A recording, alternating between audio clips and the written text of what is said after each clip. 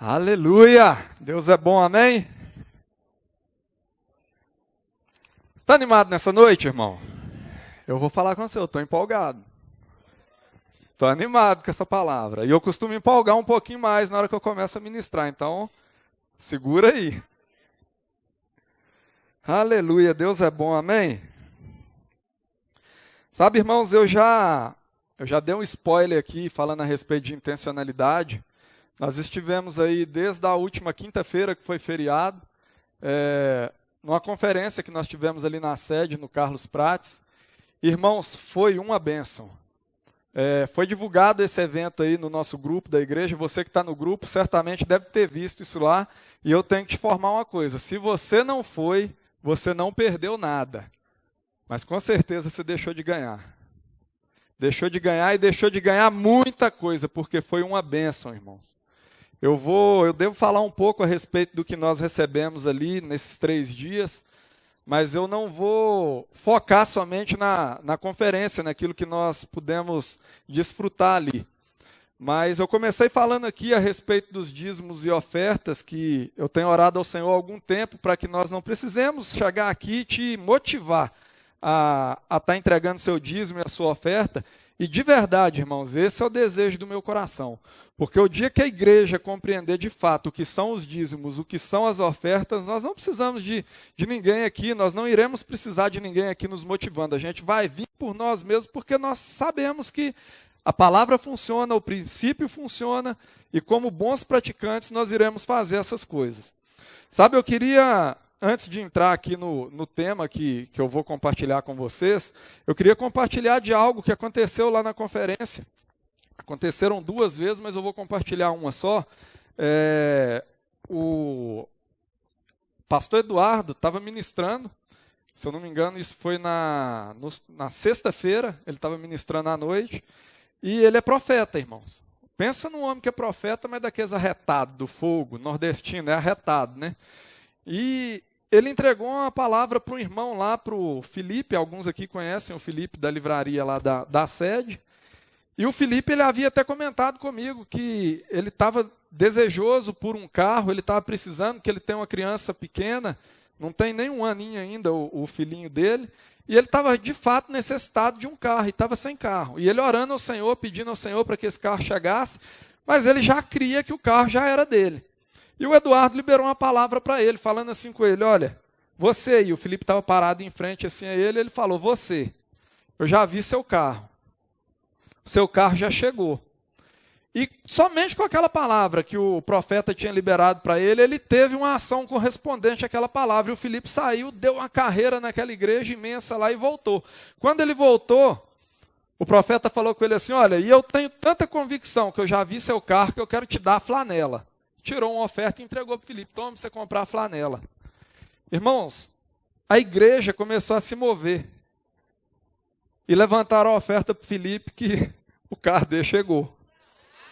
Sabe, isso é ser igreja. Isso é esse texto que eu li de Atos aqui. Não pode haver necessitado em nosso meio.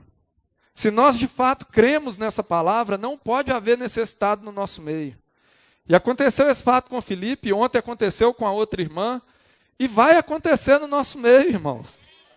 Eu creio nessas realidades para nós, Verbo da Vida Barreiro. Eu creio nessas coisas acontecendo no nosso meio, não só no âmbito financeiro, mas o Éder já liberou uma palavra aqui alguns cultos atrás, que doença não faz parte mais da nossa igreja. Sabe, essas coisas não podem fazer parte de nós. Nós não podemos aceitar essas coisas na nossa vida, porque a palavra nos garante que Cristo nos libertou dessas coisas. Se a palavra diz, irmão, eu fico com a palavra. Independente da circunstância, eu fico com a palavra. Até manifestar. O Felipe comentou comigo essa questão do carro, deve ter uns 3 meses. Sabe, uns 3 meses ele está crendo que o carro já chegou. Chegou. Ele já via o carro, já tinha chegado para ele, mas materializou agora. Amém? Então fique com a palavra, independente da circunstância. Aleluia? Então vamos começar a entrar naquilo que a gente tem para hoje aqui? Nos nossos últimos cultos, a gente tem tratado aqui de um tema bem específico. Quem lembra qual é? doutrinas básicas da Bíblia. Quem lembra quais são as 6 doutrinas básicas? Não pode ser ministro, não. Eu não quero ministro falando, não. Quem lembra? Eu não vou ir te perguntar, não, irmão. Pode levantar a mão. Ah. Então, são elas: arrependimento de obras mortas, doutrina de batismos, fé em Deus, imposição de mãos, juízo eterno e ressurreição dos mortos. Amém? E hoje pela manhã, eu não sei se alguém aqui veio hoje no culto de manhã, não sei o pastor Viriato, quem estava aqui pela manhã? A Gilmara trouxe uma palavra maravilhosa aqui, irmãos, falando a respeito de arrependimento. Sabe, eu não sei se você sabe, mas é impossível haver novo nascimento se não houver antes o arrependimento. E ela trouxe uma palavra maravilhosa falando de arrependimento. Ela citou o exemplo de Pedro, que Pedro negou Jesus por 3 vezes, e depois dele negar Jesus, Jesus ressuscita e fala com as mulheres ali, depois de ressurreto, ele fala, olha, fale para os meus discípulos e a Pedro, e aquela coisa acontece, e depois a gente vê, depois que Pedro recebe o Espírito Santo, ele vai pregar ali, 3.000 pessoas se convertem.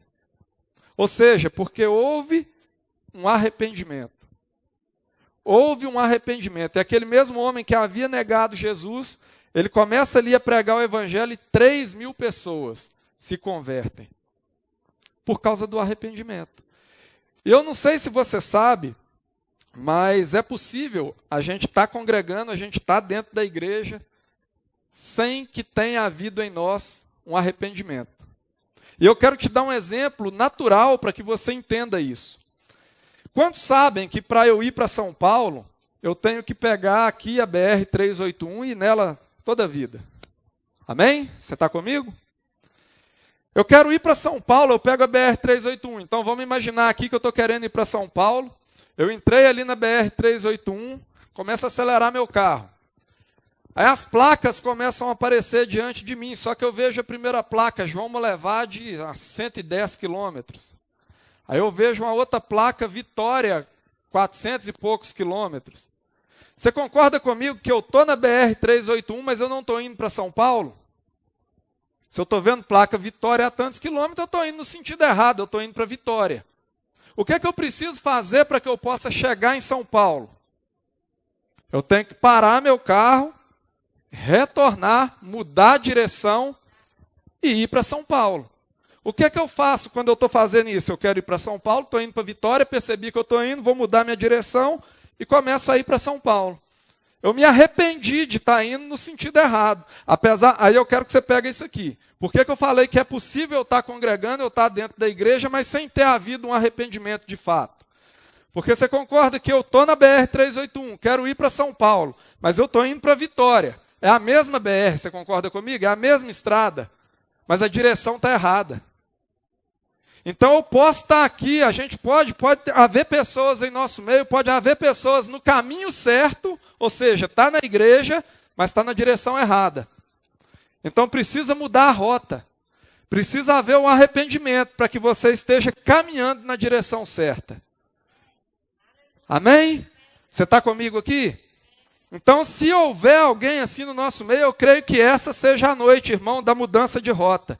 Essa seja a noite de mudar a direção. Essa seja a noite de começar a trilhar o caminho certo. Para a gente chegar onde a gente de fato precisa chegar. Com intencionalidade. Não esqueça essa palavra, não. Você tem que ser intencional. Então, o que é o arrependimento? Metanoia. Mudança de mente. Mudança de direção. Amém? Eu creio que tenha ficado bem claro na nossa mente essa questão da BR-381. Apesar de ser a mesma estrada, a direção está errada.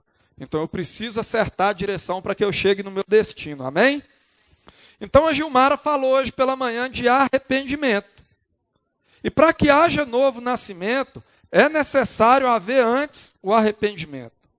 Só que depois que eu me arrependi, eu entreguei minha vida para Jesus, eu nasci de novo, o que vai ser agora? A palavra diz que Jesus ele nos libertou. Amém?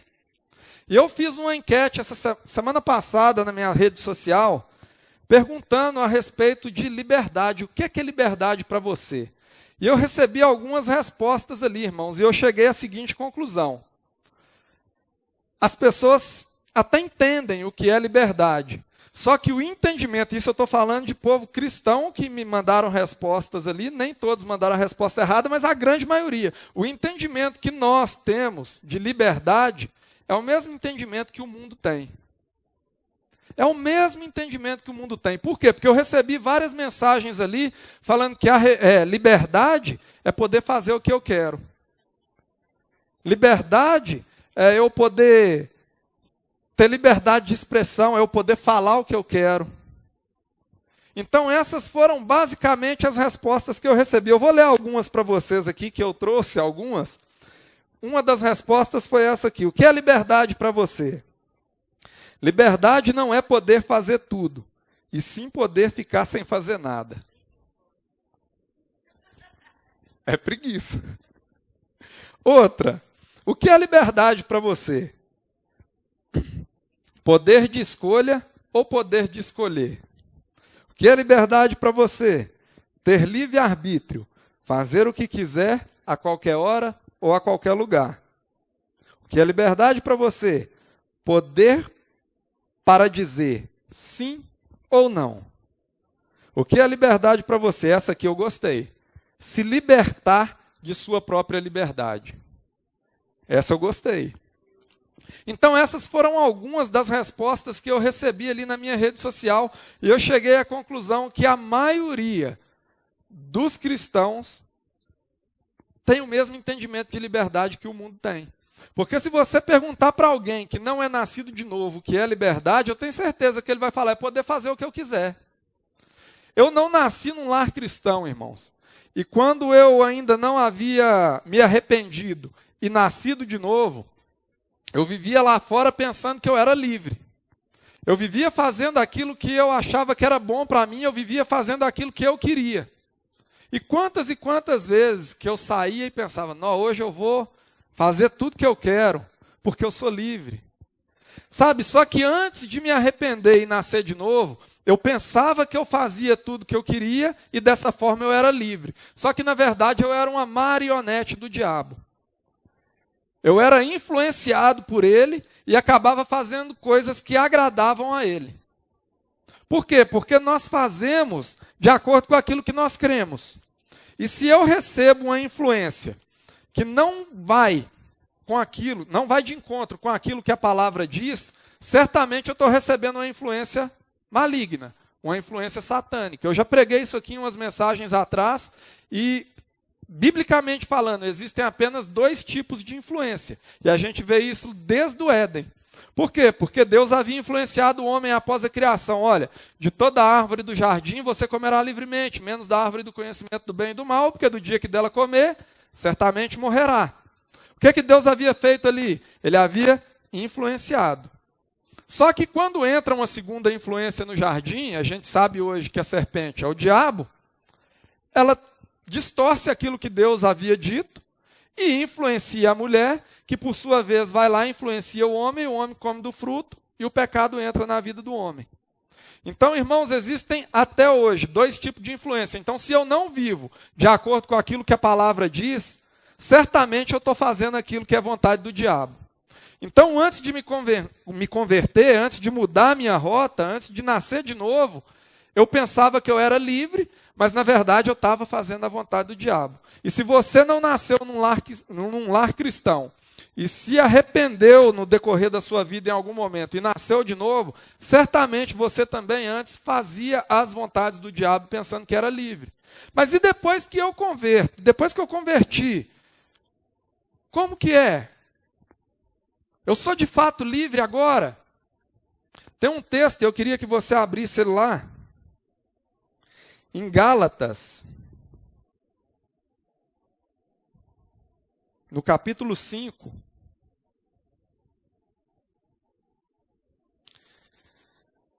Conseguiu achar aí?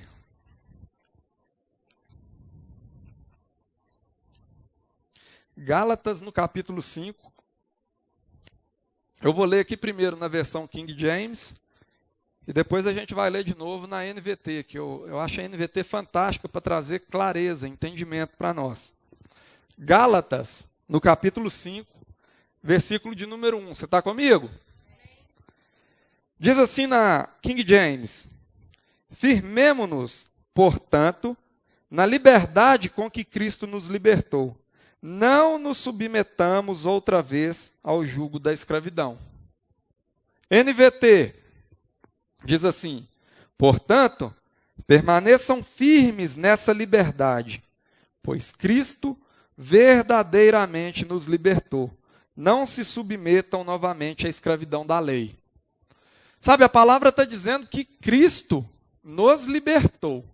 Então, se Cristo me libertou, eu me arrependi, nasci de novo, Cristo me libertou. A partir de agora, então, eu posso fazer o que eu quiser, amém? Não, amém. Sabe, esse é um entendimento que as pessoas demonstraram ter naquela enquete que eu fiz na minha rede social. Muitos e muitos cristãos demonstraram ter esse entendimento a respeito de liberdade. Só que, irmãos, na Bíblia existem no mínimo, existem mais, mas eu frisei aqui no mínimo, 3 palavras gregas que, traduzidas, elas dão um entendimento de liberdade. E eu quero ler algumas delas com você. E a primeira dela é essa que a gente leu, de Gálatas 5:1. Eu quero que você abra sua Bíblia lá em Atos, no capítulo 16. O Anthony vai projetar para a gente aqui, porque essa eu vou ler na Almeida, Revista e Atualizada. Atos dos Apóstolos, capítulo 16, versículo 35 e 36. Diz assim: quando amanheceu, os pretores enviaram oficiais de justiça, com a seguinte ordem: põe aqueles homens em liberdade. Então o carcereiro comunicou a Paulo estas palavras: os pretores ordenaram que fossem expostos em liberdade. Agora, pois, sai e ide em paz. Ou seja, essa palavra liberdade, que é usada aqui em Atos dos Apóstolos, no original, desculpe a pronúncia, eu não falo grego, mas Rick Renner fala e eu aprendi com ele. A palavra usada aqui é apoluo. E o que é apoluo? Deixar ir, despedir, não deter por mais tempo. Ou seja, essa liberdade aqui é como se eu estivesse aqui aprisionando alguém e já não há mais motivo para aprisionar aquela pessoa, eu abro a cela e deixo ela ir. É deixar ir. Pode ir embora. Está livre. Então, é uma das palavras utilizadas como liberdade na Bíblia. A outra palavra está lá em 1 Coríntios, no capítulo 8, aliás. Primeira carta de Paulo aos Coríntios, no capítulo 8, verso de número 9. Amém? King James, G. Mas tomeis cuidado para que essa liberdade não se torne, de alguma maneira, pedra de tropeço para os fracos. O contexto desse versículo aqui, irmãos, Paulo está falando a respeito de alimentos consagrados a ídolos. Ele está falando para não... Olha, você é livre para comer aquilo que você quer, mas se isso for ser pedra de tropeço para algum irmão, apesar da sua liberdade, não o faça. E qual palavra é utilizada aqui e qual que é o significado dessa liberdade? Essa palavra utilizada aqui em 1 Coríntios é exousia, que quer dizer poder de escolher, fazer como se quer. E essa palavra exousia é a mesma palavra que é usada lá em João, no capítulo 1, verso 12. Todos quanto o receberam, deu-lhes exousia, poder de se tornarem filhos de Deus. Ou seja, lá em João, a mesma palavra exousia está sendo usada e traduzida como poder. Que poder é esse? Direito adquirido. Só que quando a gente utiliza essa mesma palavra para falar a respeito de liberdade, passa a ser poder de escolha. Então, 2 palavras aqui diferentes no grego, traduzidas para a mesma palavra no português, liberdade. Mas você consegue entender, você conseguiu perceber a diferença entre as 2 liberdades? Uma das liberdades, a primeira que a gente leu, apoluo, deixar ir. A segunda, exousia, poder escolher. Eu posso querer ficar com esse celular, ou eu posso não querer ficar com esse celular. É uma liberdade. Liberdade que a gente acabou de ler lá em 1 Coríntios. Mas e essa liberdade que nós lemos lá em Gálatas? Gálatas, capítulo 5, versículo 1. E é dessa liberdade que eu quero falar com vocês, irmãos. Foi para a liberdade que Cristo vos libertou. Não se submetam novamente ao jugo da lei. Ou seja, não se permitam mais ser escravizados. Não se permitam mais viver da forma que você vivia. E aqui é bom a gente entender o seguinte, eu falei aqui que quando nós não havíamos nos arrependido e nascido de novo, eu fazia lá as vontades do diabo, ainda que inconscientemente. E não é disso que Paulo está falando aqui. Paulo não está falando para você não voltar às velhas práticas. Ele não está falando isso. Por quê? Porque olha o que diz essa liberdade. A palavra utilizada aqui no grego é eleutéria. E o que quer dizer isso? Eu vou ler com a palavra aqui agora, vou trocar a palavra liberdade pelo significado de eleutéria. Presta atenção nisso. Foi para viver como se deve e não como se quer que Cristo te libertou. Foi para viver como se deve e não como se quer que Cristo te libertou. Essa é a palavra utilizada aqui. Não é poder fazer o que quer, irmão, mas é viver da forma que se deve. E como que eu vivo da forma que eu devo? O que é que eu preciso fazer para viver da forma que eu devo? Olha lá em Gênesis, quando Deus cria o homem. Eu não vou abrir lá, porque senão a gente vai ficar muito tempo por lá. Mas quando a gente pega a criação, a gente vai ver Deus criando o homem e falando com ele, olha, tenha domínio, tenha governo, domine sobre os peixes do mar, sobre as aves do céu, governe a terra. E para ficar mais claro isso na nossa mente, existem duas formas de um príncipe começar a reinar. Você sabe quais são as duas? Se existe um rei, irmão, o filho do rei é o príncipe. Só que para aquele príncipe começar a reinar, para aquele príncipe começar a governar, o rei precisa morrer. Enquanto o rei for vivo, o príncipe não pode exercer reinado naquele lugar onde o rei reina, porque existe apenas um rei. Se o príncipe começa a reinar, ele está roubando a autoridade daquele que é rei. Então, quando Deus cria o homem, Deus é rei, ele é pai, ele reina. Quando Deus cria o homem, a vontade de Deus era que Deus reinasse no céu e o homem reinasse na terra. Como que isso acontece? Aconteceu isso no Brasil. Quando Portugal colonizou o Brasil, havia um rei em Portugal e o rei de Portugal tinha um filho. Só que o filho dele não podia reinar lá, porque ele ainda estava vivo. O que ele faz? Vai lá, meu filho. Descobriu o Brasil. Descobri que nada, já tinha gente aqui. Como é que ele descobriu se tinha gente aqui? Só que ele vem de Portugal para cá, toma posse dessa terra, e ele começa a governar aqui. Por quê? Porque ele tinha autoridade do rei de Portugal. O rei delegou a autoridade sobre ele. E quando Deus cria o homem, irmãos, Deus está no céu, ele reina no céu, amém? Quando ele cria o homem, a vontade de Deus nunca foi aparecer na terra. A vontade de Deus nunca foi reinar ele próprio sobre a terra. Então o que ele faz? Preciso ter um filho. Preciso ter um filho para que meu filho reine lá. Então Deus, na sua infinita bondade, ele cria tudo a partir do nada. Deus cria todas as coisas, ele vai criando. E se você pegar Gênesis lá no capítulo 1 e 2, você vai ver que Deus criou todas as coisas. E depois que ele cria todas as coisas, a Bíblia diz, Gênesis 1, verso 26, façamos o homem a nossa imagem, conforme a nossa semelhança. Assim Deus os criou, homem e mulher os criou. E aí a gente pula para o capítulo 2 de Gênesis. A gente vai ver que Deus forma um boneco do pó da terra. E a Bíblia diz que naquele boneco Deus sopra o fôlego de vida. E eu já preguei isso aqui também em algumas mensagens atrás. Quando nós sopramos, irmãos, O ar sai de onde?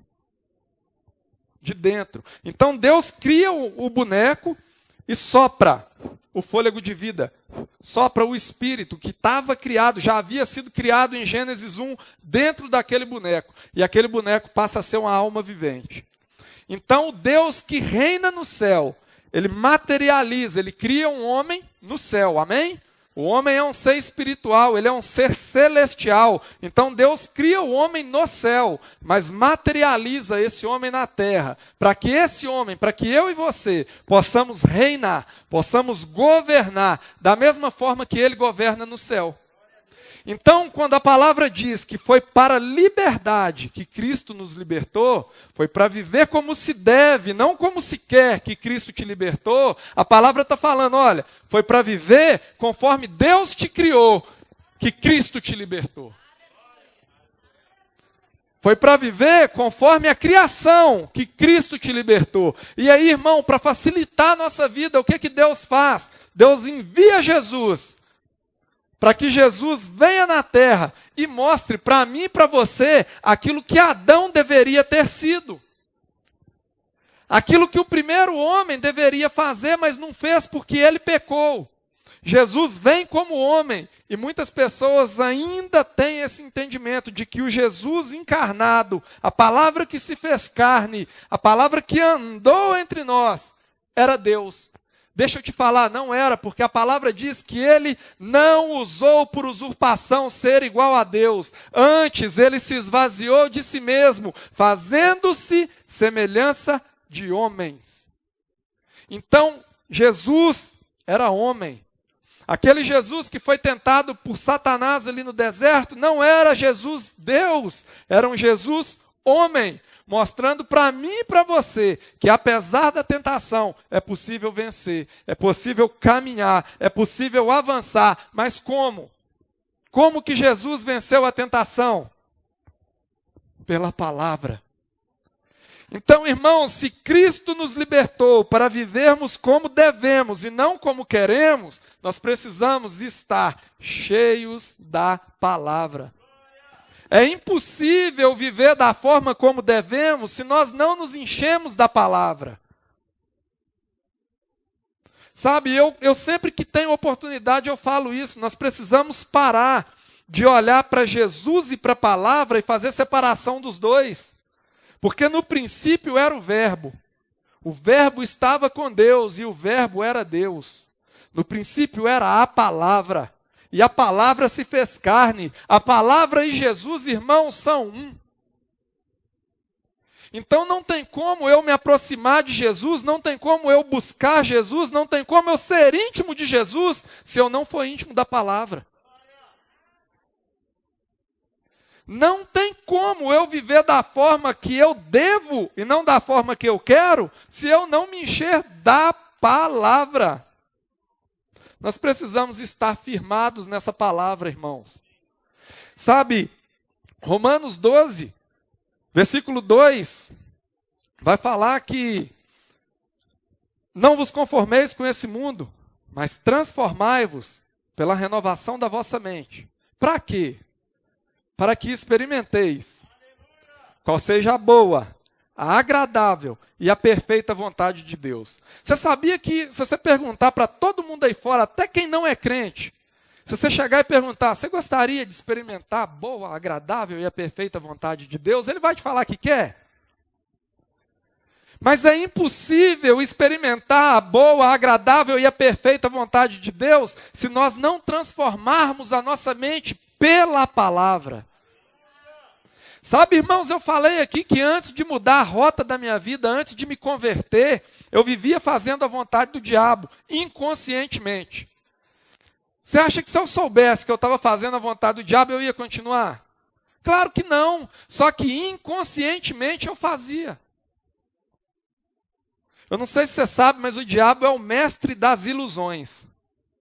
Então ele faz isso, ele nos ilude para que nós façamos a vontade dele como que marionetes. Ele vai nos manipulando. Vai aqui, vai para lá. Por que você acha que hoje tem tanto jovem envolvido no tráfico morrendo novo, morrendo cedo? Isso é vontade de Deus, irmãos? É claro que não. mas estão sendo manipulados pelo diabo. Quem é que vai mudar essa realidade? Somos nós. Somos nós que carregamos essa palavra. Somos nós que recebemos essa palavra e entendemos que essa palavra é a verdade. E conhecereis a verdade, e a verdade vos libertará. Irmãos, é impossível libertar alguém se não for por meio da palavra. Você pode fazer um tanto de mandinga gospel que você quiser. A pessoa pode até ficar um tempo longe daquilo que ela faz, mas com certeza, se não for por meio da palavra, ela vai voltar às velhas práticas. Porque a única coisa que tem poder para libertar o homem é a palavra. Irmãos, nós fomos criados por meio dessa palavra.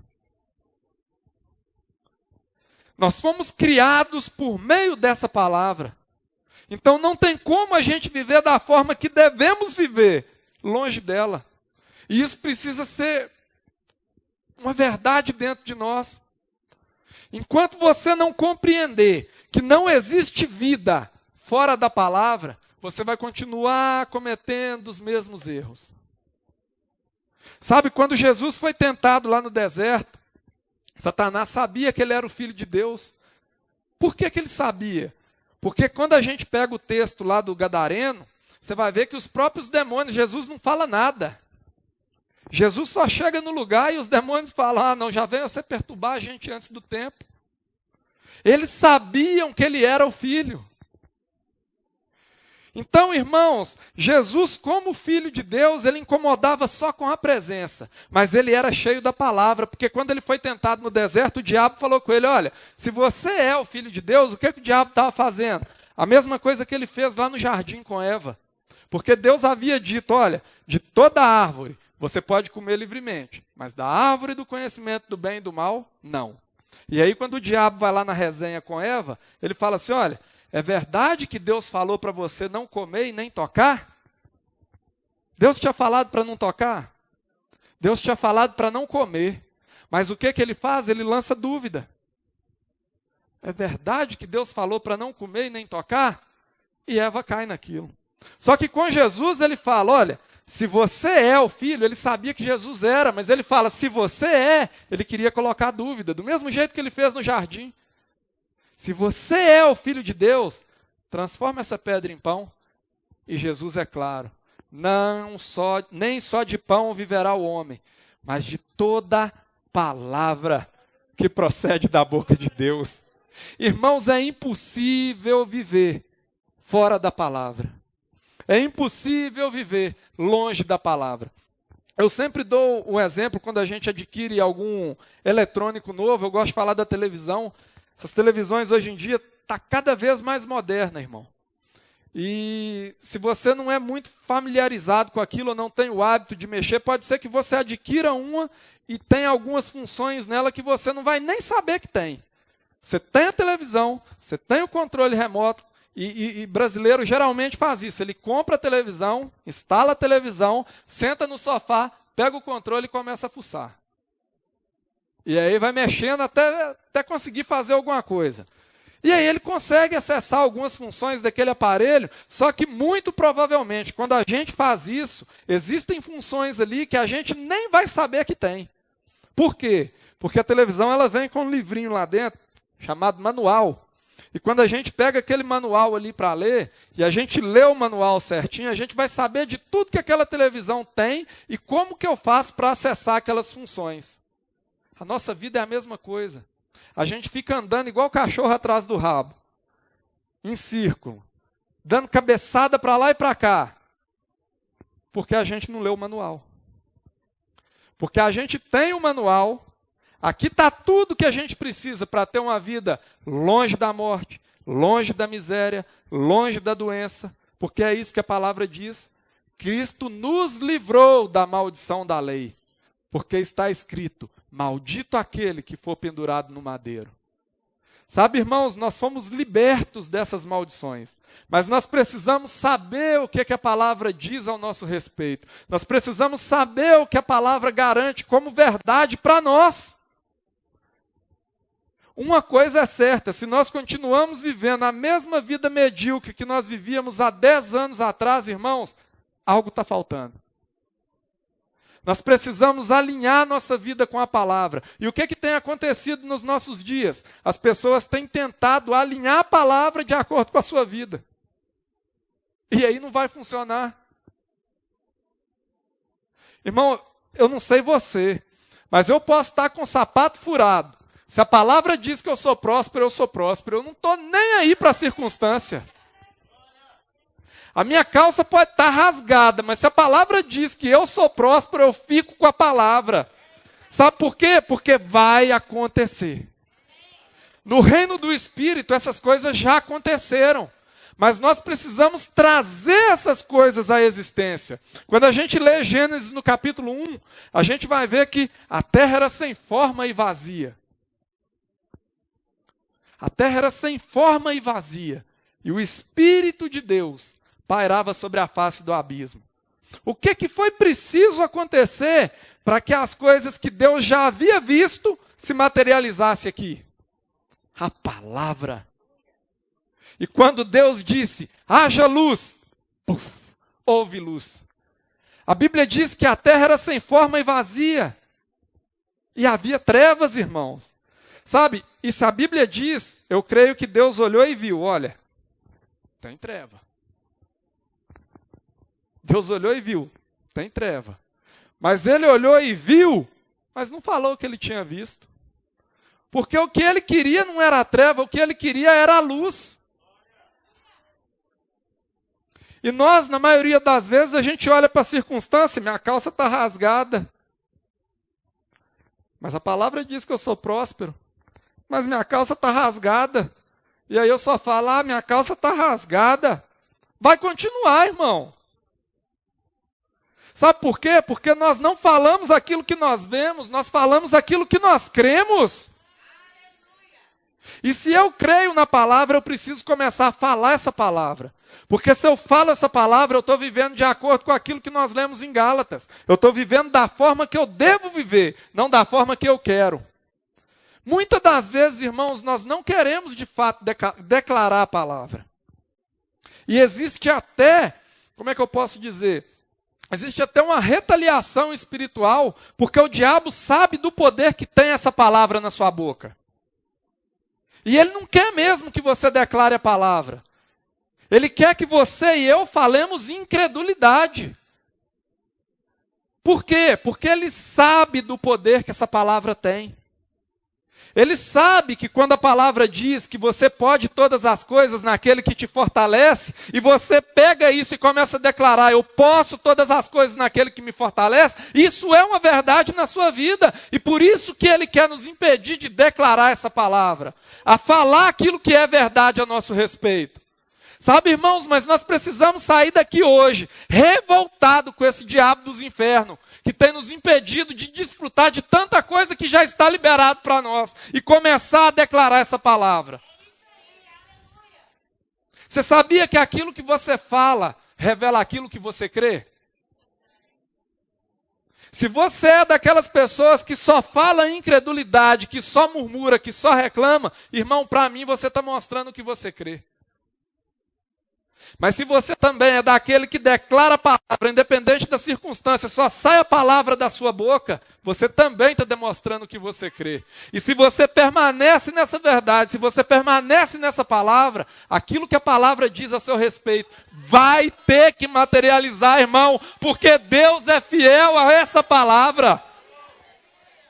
Vai ter que acontecer, porque Ele é fiel. A palavra diz que Ele colocou a sua palavra sobre Ele mesmo. A palavra está acima do próprio Deus, irmão. Ele zela por essa palavra.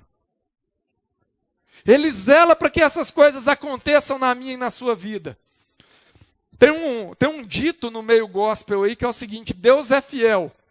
Só que a maioria das pessoas falam isso como se Deus devesse fidelidade a mim e a você. Só que Deus, Ele é fiel sim, irmão.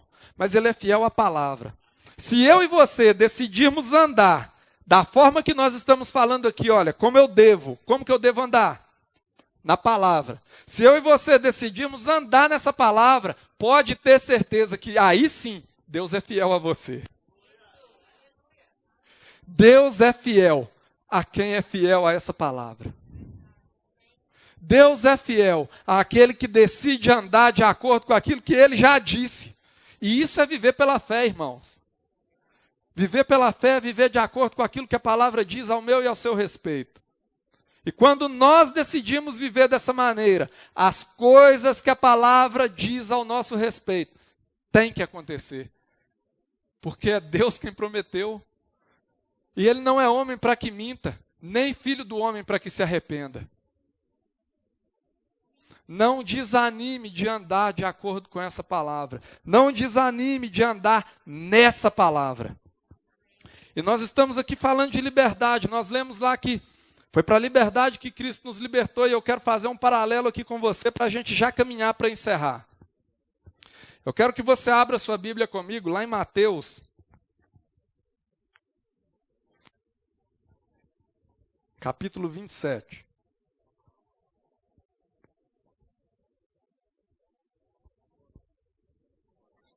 Você está recebendo alguma coisa, irmão?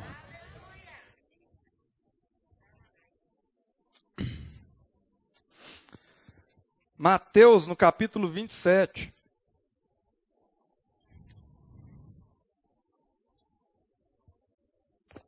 Nós vamos ler aí a partir do versículo 11. Eu vou ler aqui na versão King James. Amém? Todo mundo achou aí? Aleluia. A palavra diz assim: E Jesus ficou em pé diante do governador. E o governador lhe perguntou, dizendo: És tu o rei dos judeus?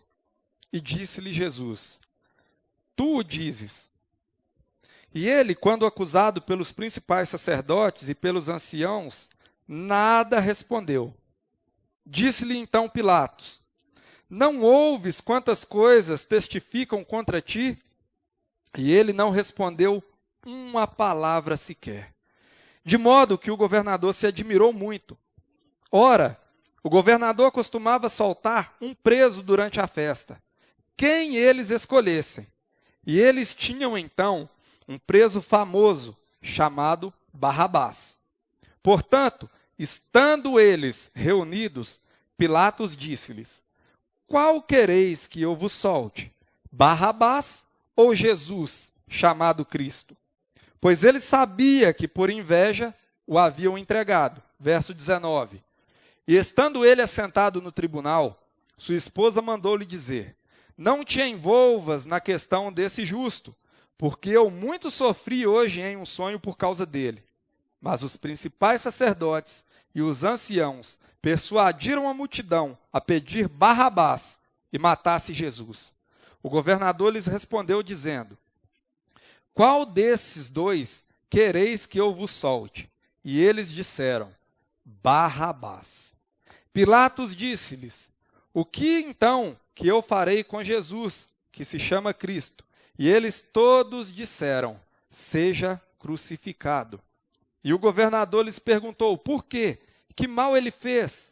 Mas eles clamaram ainda mais, dizendo: Seja crucificado.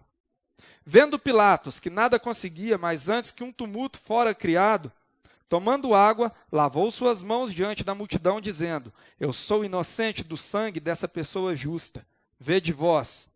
E respondendo, todo o povo disse: O seu sangue seja sobre nós e sobre nossos filhos.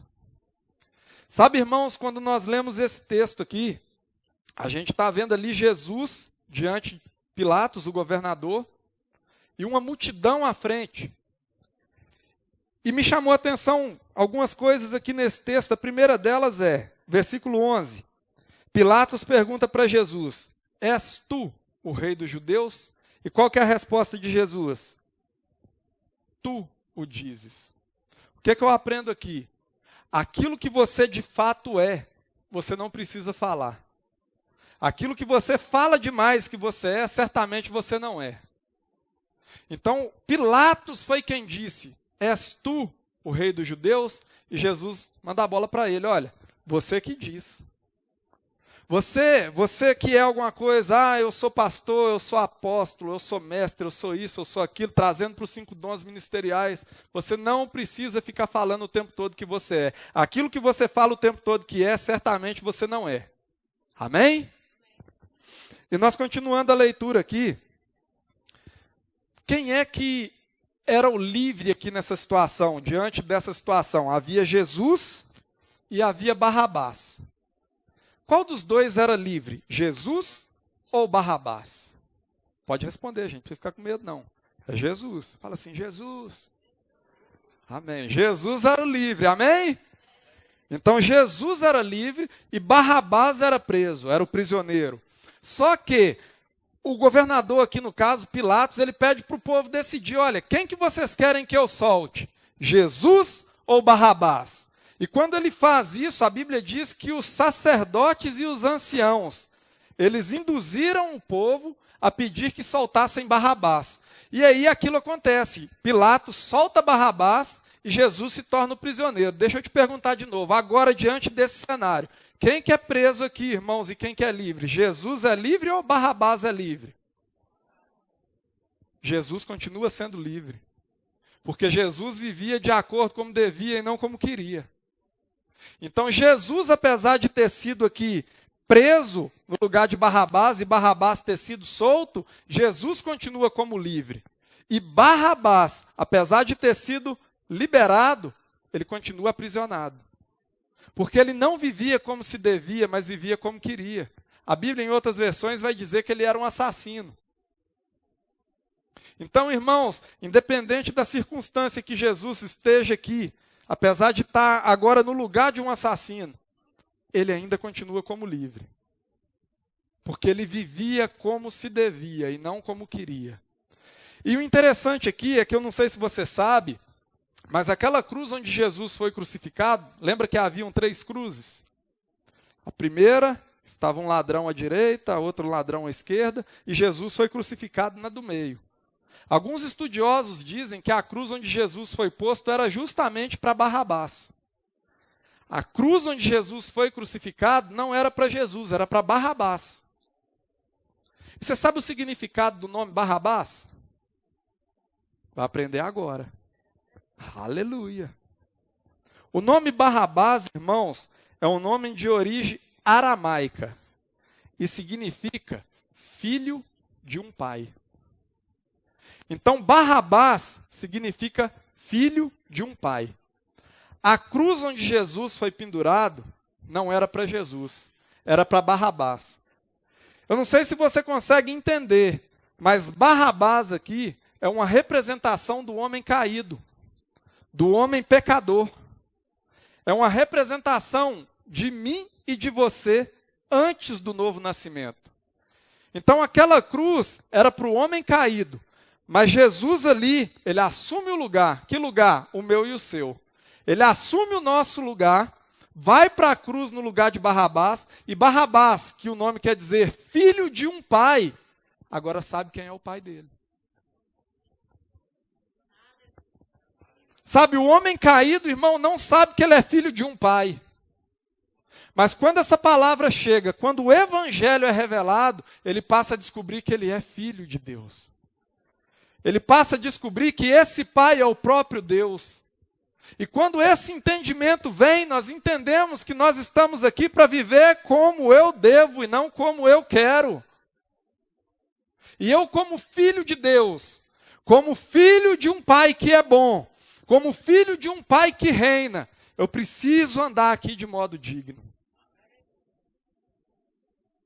Eu quero te convidar a ficar de pé e chamar o pessoal da música para cá. Sabe, irmãos, a obra da redenção, ela é baseada em identificação e substituição. Eu não sei se você entende isso, mas aqui a gente vê um cenário onde Jesus estava assumindo o lugar de Barrabás. Só que quando Jesus ele assume o meu e o seu lugar, ele faz isso intencionalmente. Ele vem justamente para morrer no meu e no seu lugar e nos resgatar daquela condição que nós estávamos antes. Ele vem justamente para mostrar para mim e para você qual é a forma que nós devemos andar. O que Jesus veio fazer? Resgatar aquilo que Adão havia perdido lá no Éden. Então, essa é a forma que eu e você devemos andar, da mesma forma que Jesus andou. Só que quando Jesus ele vem e ele se identifica comigo e com você, eu quero te convidar a imaginar algo aqui. Imagina o pior criminoso que você já ouviu falar. Aquele que deu vontade de pegar o cara e matar quando você ouviu a notícia na televisão. O pior criminoso que você imagina. Agora imagina um homem justo, um homem bom, um homem próspero. Depois que esse homem mau que você imaginou aí foi preso, foi capturado, ele chegar para ele e falar assim: olha, eu sei que você é mau, mas eu quero assumir o seu lugar. Quem de nós faríamos isso, irmãos? Eu não faria. E eu tenho certeza que 95% de nós aqui também não. Mas Jesus fez. Mas quando Jesus se identifica com esse homem, esse pior criminoso que você imaginou, existe uma condição aqui. Olha, eu quero assumir o seu lugar. Mas existe uma condição. Que condição é esta? A partir de hoje, eu vou para o seu lugar. Eu vou cumprir a sua pena. Mas eu preciso que você viva da mesma forma que eu. Eu assumo o seu lugar aí, desde que você assuma o meu lugar aqui. Sabe, irmãos, e foi isso que Jesus fez comigo e com você. Ele assumiu o meu e o seu lugar, quando ele vai à cruz do Calvário. E a história não termina ali. Quando Jesus morre na cruz, a Bíblia vai dizer que houve trevas. Aquele momento de trevas, o próprio Espírito de Jesus se desliga do Espírito de Deus. Ele rompe o relacionamento com o Pai e desce ao inferno, lugar que era para mim e para você. E quando ele desce ao inferno, ele paga o preço que eu e você deveríamos pagar. Só que quando o diabo olha e pensa que venceu, ele está lá rindo. Perdeu, aponta para Jesus. Agora eu imaginando. Ele fala com os capetinhos assim: vai lá, traz a lista de pecado dele, que agora eu vou brincar. O capetinha vira para ele e fala assim: não tem não. Não tem não. Irmãos, e quando o inferno vê que não havia acusação sobre Jesus, porque ele assumiu o meu e o seu lugar, mas não pecou. Ele se fez pecado, mas não pecou. O próprio Espírito de Deus brilha sobre as trevas. E eu imagino o desespero de Satanás e seus demônios, quando aquele brilho intenso dissipa as trevas, e Deus fala: me devolve que é meu, me devolve que é meu. E Jesus depois é assunto aos céus, e a palavra diz: levantai, ó porta, as vossas cabeças, para que entre o Rei da Glória. Quem é esse, o Rei da Glória? Foi por mim, foi por você, irmão, e nós precisamos valorizar isso. Nós precisamos andar de modo digno. Não havia nada que nós pudéssemos fazer, mas porque ele se identificou comigo e com você, ele se fez semelhante a homem, assumiu o nosso lugar na cruz, desceu ao inferno no nosso lugar, para que eu e você hoje possamos desfrutar de vida, e vida em abundância. Foi para a liberdade que Cristo nos libertou. não se submetam novamente à escravidão da lei. Foi para andar da forma como se deve, não da forma como se quer. Uou! Oh, papai, obrigado. Aleluia! Obrigado, Pai. Obrigado porque o Senhor é bom. Obrigado por sua palavra. Obrigado porque nessa noite nós fomos alimentados pelo Senhor. Aleluia. Aleluia. Você aprendeu alguma coisa nessa noite, irmão? Então vá em paz e seja edificado na prática dessa palavra. Amém?